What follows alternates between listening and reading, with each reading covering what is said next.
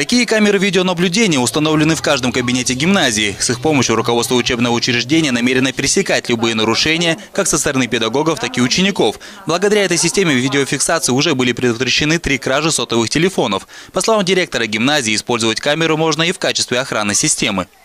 В ночное время идет инфракрасное излучение, которое ей в ночное время позволяет отслеживать в качестве охраны, грубо говоря, работать.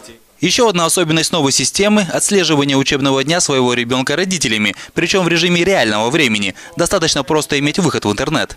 Потому что они имеют возможность по нами предоставленному логину и паролю выйти и просмотреть только своего ребенка, то есть кабинет, где находится его ребенок, потому что все видеонаблюдение привязано к нашему расписанию.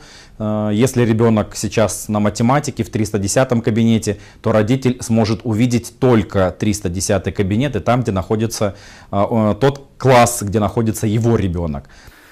Такая инновация родителям пришлась по душе. Говорят, хоть в начале к идее установки видеофиксации отнеслись с сомнением, спустя время поняли, что система полезна как для них самих, так и для детей. Дети ответственнее ведут себя во время уроков. Потому что дома они одни, как бы мы ни разговаривали с ними, в школе они совершенно другие. Играет такую роль, что они себя более сдержаннее, скажем так, ведут на уроках. Буквально было в среду у нас родительское собрание, было небольшое внутриклассовое такое ЧП, где нам сказали, мы поднимем эти камеры и увидим, кто прав, кто виноват был из детей. Это даже вот ради таких моментов, когда надо прийти к какой-то справедливости. О том, что камеры детей не смущают, говорят и сами ученики. Она ничего не делает такого подвижного, хоть она и красная, мы же не боимся ее. Она же ничего не делает, она снимает и все, ничего же страшного. Вот бывают такие моменты, которые можно посмотреть и опозориться, что там подрался с кем-нибудь, что-то кому-нибудь сделал, и вот посмотрят, и тебя можно сильно наругать.